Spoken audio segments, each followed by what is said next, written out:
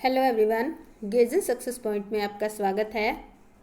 आज हम 12th business study का चैप्टर 11.1 कर रहे हैं। चैप्टर का नाम है मार्केटिंग एंड मार्केटिंग मिक्स।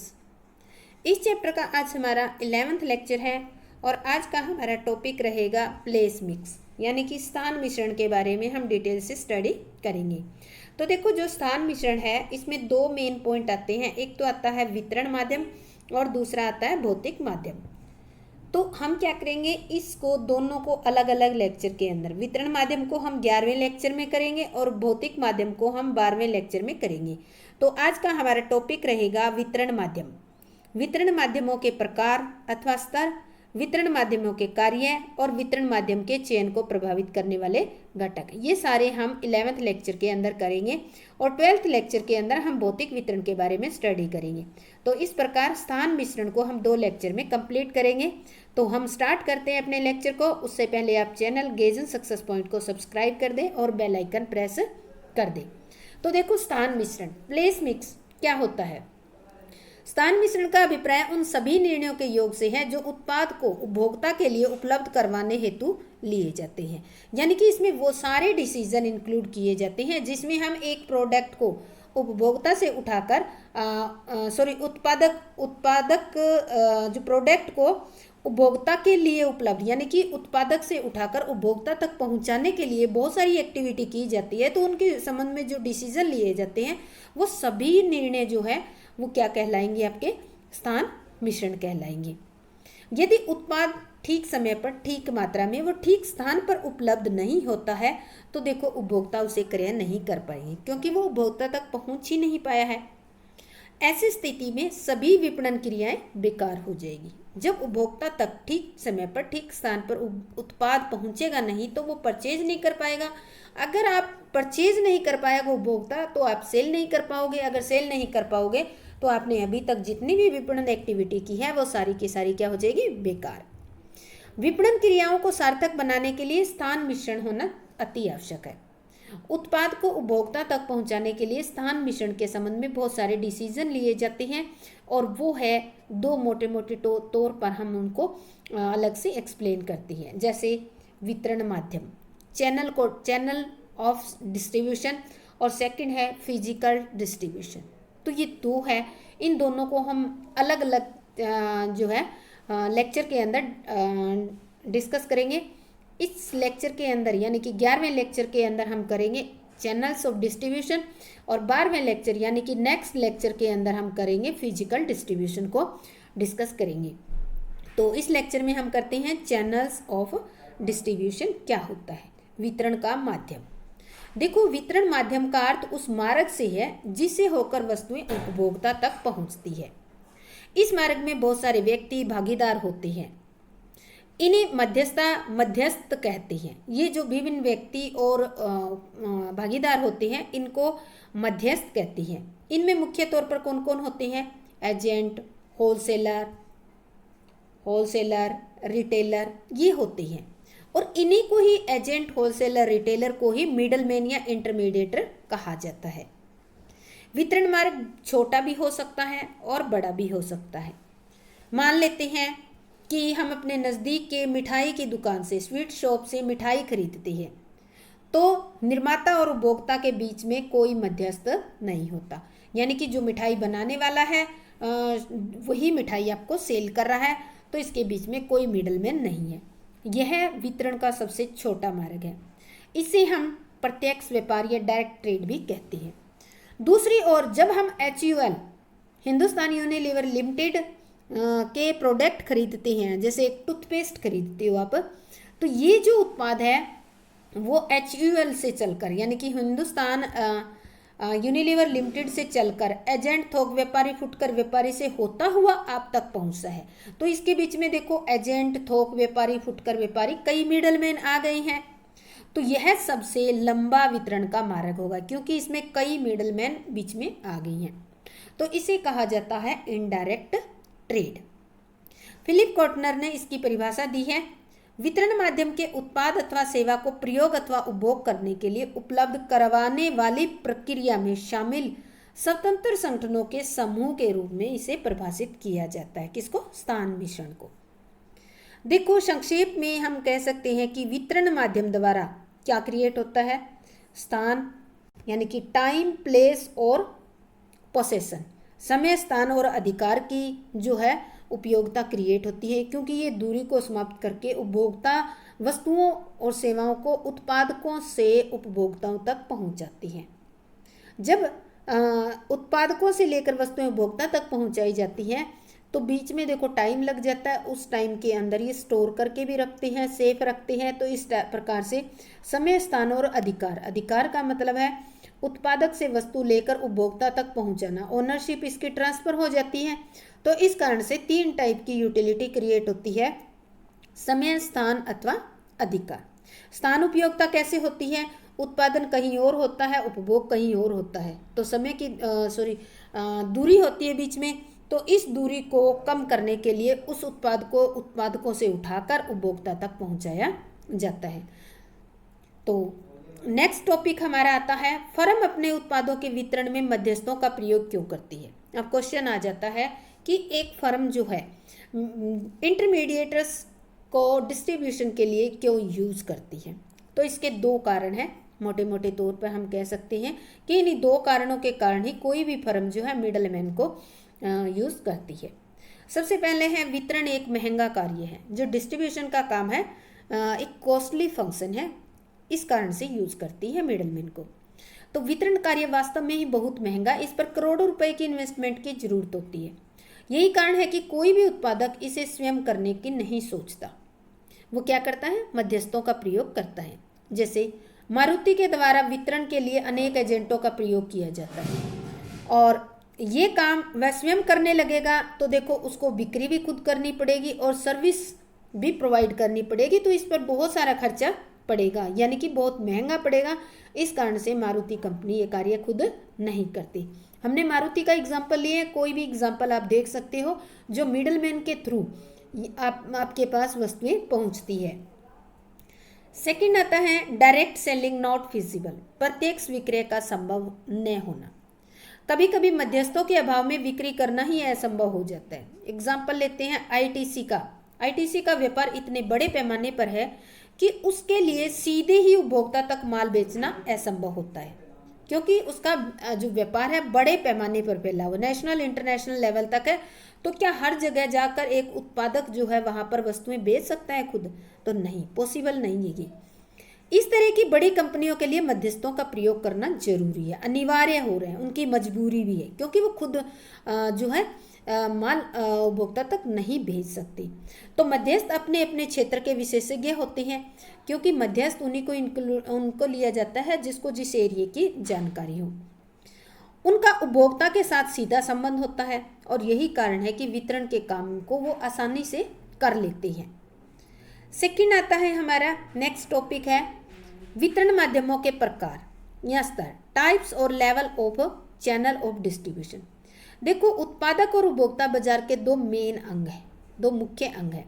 दोनों की दूरी को समाप्त करने का काम किसके द्वारा किया जाता है, मध्यस्थों के द्वारा ही किया जाता है।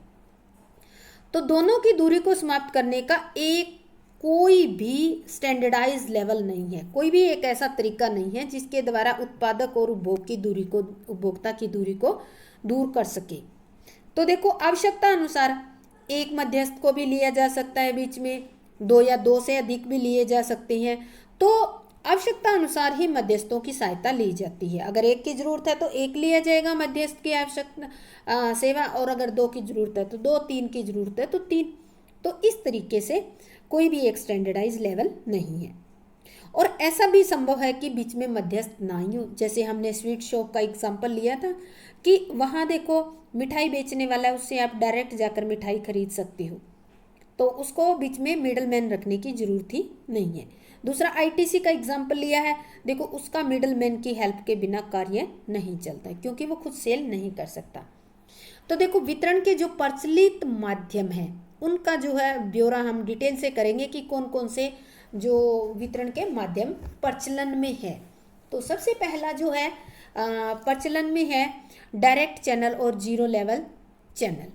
तो इसके नाम से ही पता चल रहा है, इसको हम डायरेक्ट माध्यम कह सकते हैं। डायरेक्ट माध्यम का मतलब होता है कि यहाँ शून्य स्तरीय माध्यम दे रखा है, शून्य, जीरो, यानी कि बीच में कोई भी मिडलमैन ना होना। जब उत्पादक माल मध्यस्थों को न बेचकर सीधे ही उपभोक्ताओं को बेचते हैं तो इसे प्रत्यक्ष माध्यम कहते हैं। कौन सा माध्यम कहते हैं? प्रत्यक्ष, या इसे शून्य स्तरीय माध्यम भी कहते हैं। कई बार क्वेश्चन आ जाता है शून्य स्तरीय माध्यम किसे कहते हैं? जब माल उत्पादक द्वारा स्वयं ही उपभोक्ता को बेचा जाता है, बीच में किसी भी मिडलमैन की हेल्प नहीं ली जाती, सेवा नहीं ली जाती, तो उसे कहते हैं शून्य स्तरीय माध्यम। स्वयं को फुटकर दुकानों द्वारा, डाक द्वारा, इंटरनेट द्वारा या घर घर जाकर माल बेचना भी इसकी विधियां हैं। ये नहीं है कि आप खुद ही जाकर उपभोक्ता को माल बेचोगे, आप अपनी स्वयं की शॉप खोलकर भी बेच सकते हो, डाक के द्वारा भी, इंटरनेट द्वारा, जैसे आजकल फ्लिपकार्ट, अमेजोन, बहुत सारे ऐप चले, उनके द्वारा भी आप सेलिंग कर सकते हो, घर घर जाकर भी सेल कर सकते हो। ये इसकी कई तरह की विधियां हैं डायरेक्ट सेलिंग की। इस माध्यम से अपने उत्पाद बेचने वाली बहुत सारी कंपनियां, जिनके कुछ नाम हम देखेंगे कि ये कंपनियां अपना प्रोडक्ट खुद ही सेल करती है, बीच में मिडल मैन नहीं रखती। जैसे बाटा शू कंपनी, यूरेका फॉबर्स होगी, एशियन स्काई शॉप होगी, तो ये कंपनियां अपने खुद के प्रोडक्ट खुद ही सेल करती है अपनी शॉप ओपन करके। जैसे बाटा शू कंपनी है, इसके हर एक सिटी के अंदर 1 या 2 शॉप आपको मिल जाएगी और ये अपनी शॉप पे ही अपना माल बेचती है। शून्य स्तरीय माध्यम को एक चित्र की सहायता से हम समझने की कोशिश करेंगे। जैसे उपभोक्ता, उत्पादक जो होता है अब माल खुद ही उपभोक्ता को सेल करता है, तो बीच में ये जो एजेंट और थोक व्यापारी, फुटकर व्यापारी, इनकी हेल्प नहीं ली जाती। तो अगर ऐसा व्यापार किया जाता है जिसमें किसी भी मिडलमैन की हेल्प नहीं ली जाती, तो उसे कहा जाता है जीरो लेवल जो है डिस्ट्रीब्यूशन चैनल या डायरेक्ट व्यापार, इसको कह सकती हूँ। सेकंड आता है आपका अप्रत्यक्ष माध्यम, इनडायरेक्ट चैनल। इसका अभिप्राय ऐसे वितरण माध्यम से जिसमें उत्पादक अपने उत्पादों को उपभोक्ता तक पहुंचाने के लिए एक या एक से ज़्यादा मध्यस्थों की मदद लेता है। इसके देखो, एक की भी मदद ले सकता है, एक से ज़्यादा की, तो इसके हम पढ़ेंगे। जैसे कि 1 लेवल चैनल, एक स्तरीय माध्यम। एक स्तरीय माध्यम कौन सा होता है?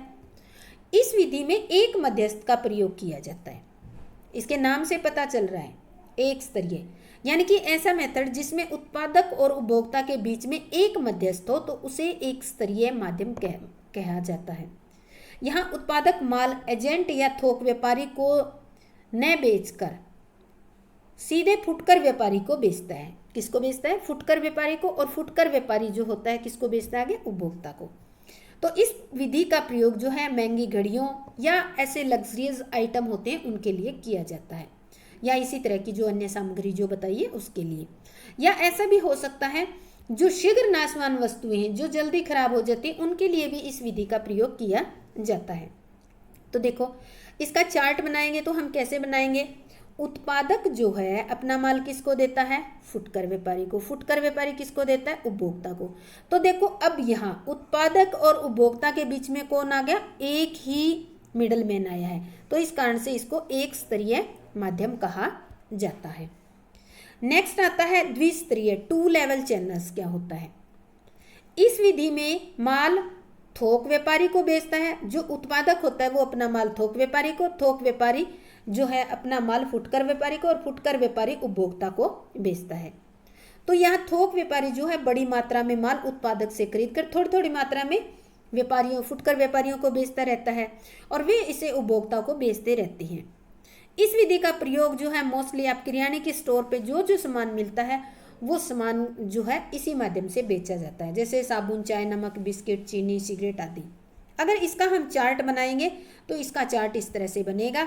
उत्पादक जो है माल बेचता है थोक व्यापारी को, थोक व्यापारी फुटकर व्यापारी को, और फुटकर व्यापारी उपभोक्ता को। तो इसमें देखो, उत्पादक और फुटकर व्यापारी के बीच में 2 मिडलमैन आई हैं, इसलिए इसको द्विस्तरीय माध्यम कहा जाता है। तीसरा आता है 3 लेवल चैनल। क्या होता है? तो इसके अंतर्गत द्विस्तरीय माध्यम से में एक स्तर यानी कि एजेंट के रूप में और जोड़ दिया जाता है, यानी कि एजेंट को और जोड़ दिया जाता है। जैसे एजेंट जो है उत्पादक व थोक व्यापारी की दूरी को कम करने का काम करता है। अब एजेंट जो है उत्पादक से माल खरीद लेता है और वो क्या करता है, वो थोक व्यापारी को, और फिर आगे वही चेन चलती है जो द्विस्तरीय में होती है। कुछ बहुत बड़ी कंपनियां जो थोक व्यापारियों से सीधा संपर्क नहीं करती, वे एजेंटों की मदद लेती है, और ऐसी कंपनियां प्रत्येक क्षेत्र में एजेंट नियुक्त कर देती है और उसी को ही माल बेचती है, और वह थोक व्यापारी को माल बेचता है, और थोक व्यापारी फुटकर व्यापारियों को, और अंत में फुटकर व्यापारी उपभोक्ता को माल बेचता है। तो इसको अगर एक चित्र की सहायता से करें तो हम इस तरह से करेंगे। थोक व्यापारी जो है किसको माल बेचता है, उत्पादक माल किसको बेचता है, एजेंट को, ठीक है। एजेंट किसको बेचता है, थोक व्यापारी को। थोक व्यापारी किसको देते हैं, फुटकर व्यापारी को, और फुटकर व्यापारी किसको देते हैं, उपभोक्ता को। तो यहाँ देखो उत्पादक और उपभोक्ता के बीच में 3 जो है मिडलमैन आ गई, तो इस कारण से इसको त्रिस्तरीय माध्यम भी कहा जाता है, त्रिस्तरीय वितरण माध्यम भी कह सकती हो। तो ये थे हमारे इसके लेवल्स। 0 लेवल हो गया, 1 स्तरीय, द्विस्तरीय और त्रिस्तरीय। नेक्स्ट आता है हमारा functions of channel of distribution, यानी कि वितरण माध्यम के कार्य कौन कौन से हैं। जो वितरण माध्यम है वो क्या क्या कार्य करता है। जो ये बीच में हमने मिडल मैन लिए हैं, ये मिडल मैन क्या कार्य करते हैं, इन्हीं के बारे में पढ़ेंगे। तो ये क्वेश्चन जो है 2 तरीके से आ जाता है आपका, functions of channel of distribution के नाम से आ जाता है, या फिर मिडल मैन के कार्य क्या क्या है वो भी आ सकता है क्वेश्चन, कि मध्यस्थों के क्या कार्य है, वितरण माध्यम में मध्यस्थ क्या कार्य करते हैं। तो सबसे पहला कार्य है शॉर्टिंग करना, छांटना। देखो मध्यस्थ जो होते हैं विभिन्न स्रोतों से वस्तुएं खरीदते हैं, विभिन्न स्रोतों से। वे वस्तुएं प्राय एक आकार, क्वालिटी, प्रकृति की होती है।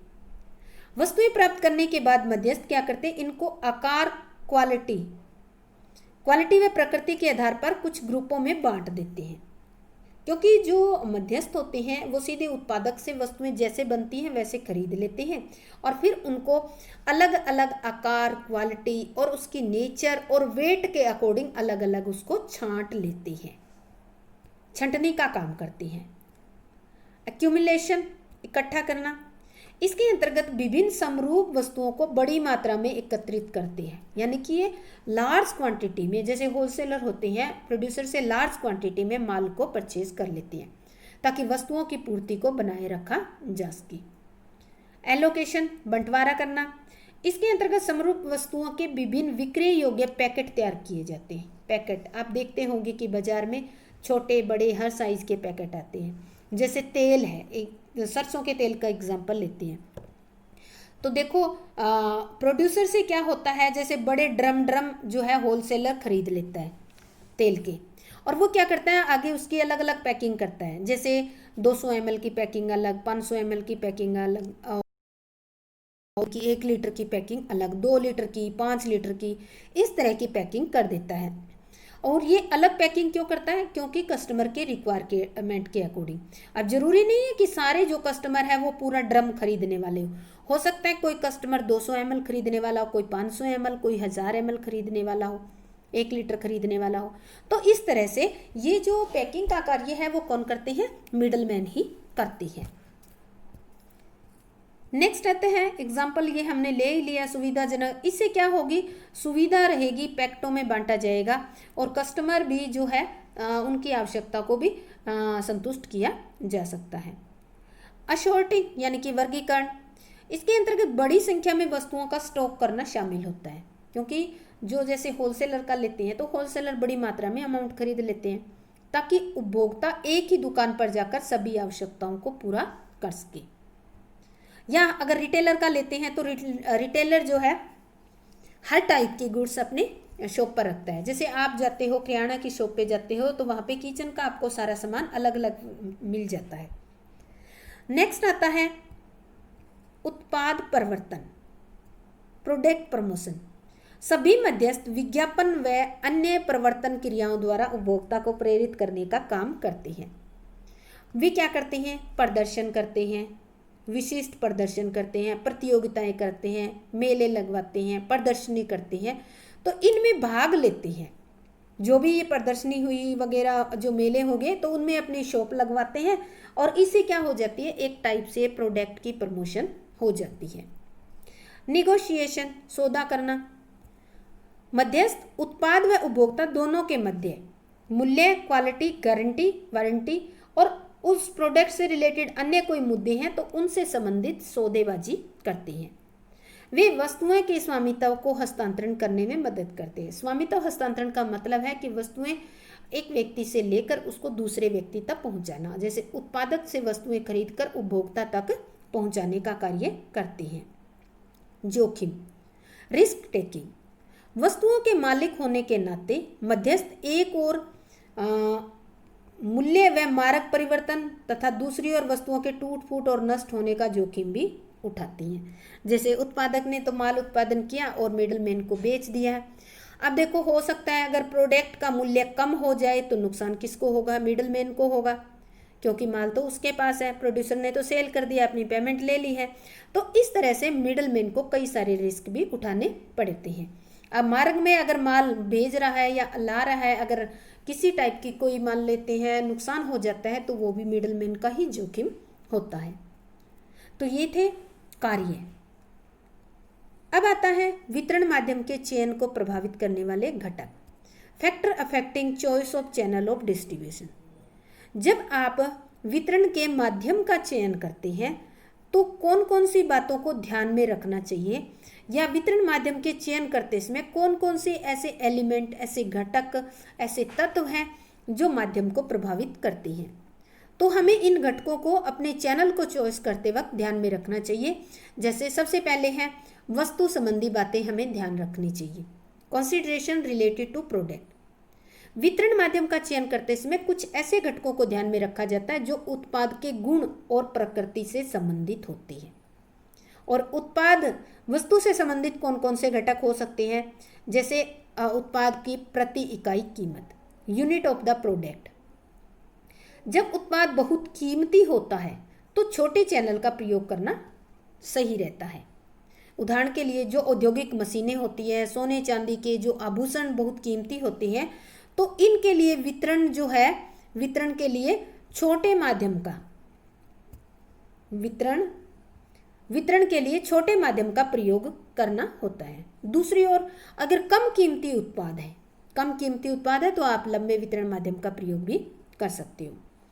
दूसरा है प्रमापित अथवा क्रेता अनुसार उत्पाद, स्टैंडर्डाइज और कस्टमराइज्ड प्रोडक्ट।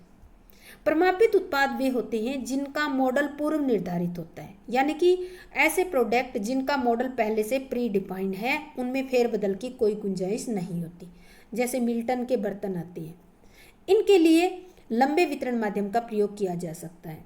दूसरी ओर क्रेता अनुसार उत्पाद वे होते हैं जिन्हें क्रेता की इच्छा अनुसार ही बनाया जाता है, यानी कि जो क्रेता अपना ऑर्डर देकर प्रोडक्ट बनवाते हैं और उनमें कोई फेरबदल किया जाता है, जैसे फर्नीचर हो गया। तो इस तरह के उत्पादों के लिए उत्पादक और ग्राहक में आमने सामने का संबंध होना जरूरी है, यानी कि जो प्रोडक्ट कस्टमर की आवश्यकता अनुसार या ऑर्डर के अनुसार या क्रेता अनुसार बनाए जाते हैं, उनमें डायरेक्ट वितरण का माध्यम होना जरूरी है।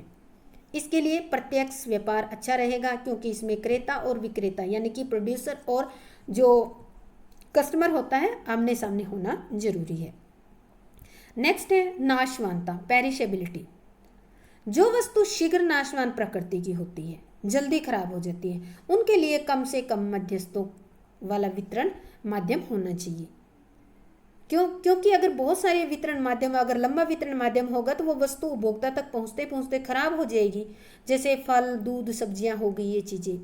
इसके विपरीत अगर आपकी वस्तुएं टिकाऊ है, जैसे कोई भी एग्जांपल ले सकते हैं, बुक ले सकते हैं, कोई भी ये ले लिया हमने इलेक्ट्रॉनिक्स का सामान, तो ये खराब नहीं होता, जल्दी से टिकाऊ होती है, तो इनके लिए लंबा वितरण माध्यम भी कामयाब रहता है।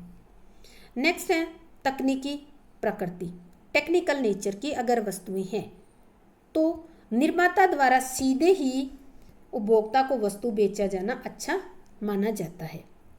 ऐसा क्रेता को आवश्यक तकनीकी जानकारी प्राप्त करने में भी मदद मिलेगी। तो ये थी हमने जो 4 बातें पढ़ी, वो वस्तु से संबंधित थी। अब आ जाती है बाजार से संबंधित बातें कौन कौन सी है जिनको हमें ध्यान में रखना चाहिए। कंसीडरेशन रिलेटेड टू मार्केट, तो मार्केट से रिलेटेड भी कुछ बातें हैं जिनको हमें अपने वितरण माध्यम को चयन करते समय ध्यान रखना चाहिए। क्रेताओं की संख्या, नंबर ऑफ बायर्स। यदि क्रेताओं की संख्या अधिक है तो माल के वितरण में मध्यस्थों का उपयोग करना उचित है। यानी कि ज़्यादा क्रेता है तो आप उन तक नहीं पहुंच सकते, आपको मध्यस्थों की हेल्प लेनी ही पड़ेगी। इसके विपरीत क्रेताओं की संख्या कम है तो स्वयं निर्माता द्वारा भी माल का वितरण किया जाना चाहिए। क्रेताओं के प्रकार, टाइप्स ऑफ बायर। क्रेता देखो दो प्रकार के हो सकते हैं, एक तो होते हैं सामान्य क्रेता और एक होते हैं औद्योगिक क्रेता। वस्तु के अधिक क्रेता जो होते हैं वो सामान्य लोग ही होते हैं। तो अगर सामान्य क्रेता है आपके वस्तु के तो वितरण अधिक मध्यस्थ हो सकते हैं, क्योंकि आपको लंबा वितरण माध्यम या हम कह सकते हैं कि मध्यस्थों की हेल्प लेनी पड़ेगी। लेकिन अगर वस्तु आपकी जो है औद्योगिक है और तो औद्योगिक क्रेता होंगे आपके लिए, इसके लिए मध्यस्थों की संख्या जो है कम हो सकती है और डायरेक्ट भी सेलिंग हो सकती है। क्रय आदतें, बाइंग हैबिट्स। यदि क्रेताओं को माल उधार क्रय करने की आदत है और निर्माता उधार माल बेचने की स्थिति में नहीं है, मान लेते हैं कि क्रेता आप ऐसा माल बना रहे हो जो क्रेता उधार खरीदना चाहता है और आपकी कंडीशन नहीं है उधार बेचने की, तो मध्यस्थों का सहारा लिया जा सकता है, क्योंकि आप मध्यस्थों को नगद में बेच दोगे, मध्यस्थ आगे जैसे चाहे वैसे बेच सकते हैं। बाइंग क्वांटिटी, क्रय मात्रा। यदि माल थोड़ी थोड़ी मात्रा में क्रय किया जाता है तो निर्माता को मध्यस्थों पर निर्भर रहना पड़ेगा, क्योंकि थोड़ी थोड़ी मात्रा में जो निर्माता है वो थोड़ा ना माल बेच सकता है। बाजार का आकार, साइज ऑफ मार्केट। यदि वस्तु का बाजार दूर दूर तक फैला हुआ है तो निर्माता को मध्यस्थों की मदद लेना आवश्यक है, क्योंकि बाजार दूर दूर तक फैला हुआ है तो हर जगह निर्माता यानी कि प्रोड्यूसर नहीं पहुंच सकता। इसके विपरीत अगर बाजार एक संकुचित एरिया में है, एक ही एरिया के अंदर सिमटा हुआ है, तो निर्माता स्वयं उपभोक्ताओं को माल बेच सकता है। तो ये थी बाजार से संबंधित बातें जो हमें ध्यान रखनी चाहिए। तीसरा आता है निर्माता या कंपनी संबंधित बातें, यानी कुछ बातें ऐसी भी होती हैं जो कंपनी से रिलेटेड होती हैं, उनको भी ध्यान में रखना चाहिए वितरण माध्यम का चयन करते समय। कंसीडरेशन रिलेटेड टू मैन्युफैक्चरर और कंपनी। तो ये कंपनी से संबंधी भी कुछ बातें हैं जिनको ध्यान रखना है। सबसे पहला है गुडविल। एक निर्माता की ख्याति, गुडविल यानी कि उसकी रेपुटेशन भी वितरण माध्यम के चयन को प्रभावित करती है। जिस निर्माता की ख्याति अच्छी होती है उसे मध्यस्थों पर निर्भर रहने की आवश्यकता नहीं होती, क्योंकि वह स्वयं की ब्रांचेस खोल कर भी अपना प्रोडक्ट सेल कर सकता है। वितरण माध्यम पर नियंत्रण की इच्छा। अगर कंपनी वितरण माध्यम पर कंट्रोल करना चाहती है, desire to control the channel of distribution, यानी कि कंट्रोल करना चाहती है, तो निर्माता की वितरण माध्यम पर नियंत्रण करने की इच्छा जो है वितरण माध्यम के चयन को प्रभावित करेगी। जो निर्माता ऐसी इच्छा रखते हैं उनको सीधा ही संपर्क स्थापित करना चाहिए, उपभोक्ता को सीधा ही माल बेचना चाहिए। जैसे इलेक्ट्रॉनिक वस्तु का क्षेत्र हो गया, उसके द्वारा ग्राहकों को बिक्री स्थल पर दी जाने वाली सेवाओं को नियंत्रित करने के लिए स्वयं फुटकर दुकानें खोलकर भी बेची जा सकती है। अगर आप कंट्रोल में रखना चाहते हो वितरण माध्यम को तो अपनी स्वयं की दुकानें खोलकर सेल करो। अगर कंट्रोल करने की वितरण माध्यम पर कंट्रोल करने की इच्छा नहीं है तो मिडलमैन की हेल्प ली जा सकती है। वित्तीय मजबूती, फाइनेंशियल